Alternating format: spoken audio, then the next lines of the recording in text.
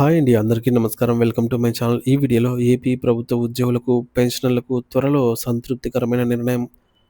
మరి పూర్తి వివరాలేంటో వీడియోలో తెలుసుకుందాము. వీడియోనైతే ఎక్కడ గాని స్కిప్ చేయకుండా ఎండ్ వరకు చూసేయండి. ఇన్ఫర్మేషన్ పూర్తిగా అర్థమవుతుంది. అలాగే వీడియో చూస్తున్న ప్రతి ఒక్కరు వీడియోకైతే లైక్ చేయండి ఫ్రెండ్స్. ఈ వీడియోని తోటి ఉద్యోగ, పెన్షన్ మిత్రులతో అయితే షేర్ చేయండి. కొత్తగా మన ఛానల్‌ని చూస్తున్నవారు ఇంకా ఎవరైనా సబ్స్క్రైబ్ చేసుకోకుంటే వెంటనే మన ఛానల్‌ని సబ్స్క్రైబ్ చేసుకోండి. సో, దీని ద్వారా నేను చేసే లేటెస్ట్ వీడియోస్ అన్నీ మీ వరకు రీచ్ అవుతాయి. ఇక ఆలస్యం చేయకుండా వివరాల్లోకైతే వెళ్ళిపోదాము.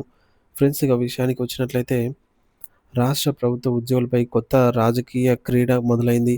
కరువు భత్యం డీఏ అంశాన్ని కేంద్రంగా చేసుకుని జగన్ బ్యాచ్ మళ్ళీ తప్పుడు ప్రచారాలకు తెరతీసింది. తప్పుడు ప్రచారాల వెనుక ఉన్న నిజం.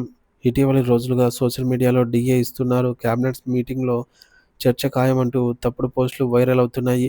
ప్రతిసారి క్యాబినెట్ భేటీకి ముందే ఉద్యోగుల వాట్సాప్ గ్రూపుల్లో ఈ పోస్టులు పాకుతాయి. సమావేశం ముగిసిన తర్వాత ఇంకా డీఏ ఇవ్వలేదు అంటూ ఉద్యోగుల్లో ఆవేశం రెచ్చగొట్టే ప్రయత్నం చేస్తున్నారు.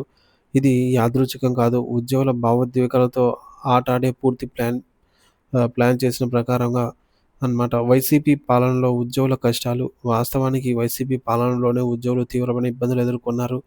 కనీసం జీతాలు, పెన్షన్లు సకాలంలో రాలేదు. డీఏలు పెండింగ్‌లో పెట్టబడ్డాయి. కొన్ని డీఏలను పీఆర్సీలో కలిపివేశారు.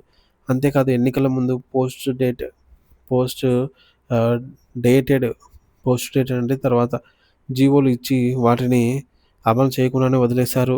ఒక జీవో ప్రకారంగా 2023 జనవరి నుండి ఉన్న డీఏను 2024 మే జీతంతో కలిపి ఇవ్వాలని చెప్పారు.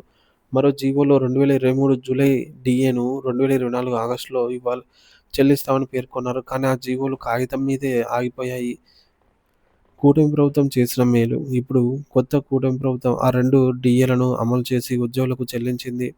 దీనివల్ల ప్రభుత్వంపై భారీ ఆర్థిక భారం పడింది. అయినా కూడా అది ఉద్యోగుల పట్ల నిబద్ధతగా చేసింది. ఎందుకు ఈ ప్రచారం అంటే వైసీపీ పాలనలో ఉద్యోగులపై జరిగినటువంటి అన్యాయాన్ని ఇప్పటికీ చాలామంది మర్చిపోలేదు. సిపిఎస్ ఉద్యోగులు కూడా చాలామందికి నెలల మ్యాచింగ్ గ్రాంట్స్ పెండింగ్‌లో అయితే ఉంచి వెళ్ళిపోయారు. వేతన జీవుల హక్కుల కోసం మాట్లాడిన వారిపై కేసులు వేసి భయపెట్టే ప్రయత్నాలు చేశారు. ఉద్యోగుల ఆశలు. ప్రస్తుతం ఉద్యోగులు 2 డీఏలు, ఒక కొత్త పీఆర్సీ కోసం ఎదురు చూస్తున్నారు. వారిలో ఆవేదన ఉన్నా రెచ్చిపోవడం లేదు. సో, వారు నమ్ముతున్నది ఒకటే, ముఖ్యమంత్రి చంద్రబాబు నాయకత్వంలో ఆర్థిక వ్యవస్థ గాడిలో పడుతుంది. తమకు న్యాయం ఆలస్యమైన తప్పక దక్కుతుంది అని రాజకీయ అనైతే నమ్ముతున్నారు.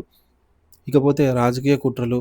కానీ వైసీపీ నేతలు మాత్రం ఉద్యోగ సంఘాల ముసుగులో తప్పుడు ప్రచారాలతో మళ్ళీ చిచ్చు పెట్టే ప్రయత్నం చేస్తున్నారు. సో, మొత్తానికి ఉద్యోగుల ఆశలు, న్యాయబద్ధమైన డిమాండ్‌లు రాజకీయ బలి కాకుండా సోషల్ మీడియాలో వచ్చే ప్రతి వార్తను నమ్మే ముందు వాస్తవాలు తెలుసుకోవడం చాలా అవసరము. ఉద్యోగులారా జాగ్రత్త! తప్పుడు ప్రచారాన్ని నమ్మవద్దు. వాస్తవాలను తెలుసుకోండి అంటూ ఈ విధంగా అయితే అప్డేట్ రావడం జరిగింది ఫ్రెండ్స్.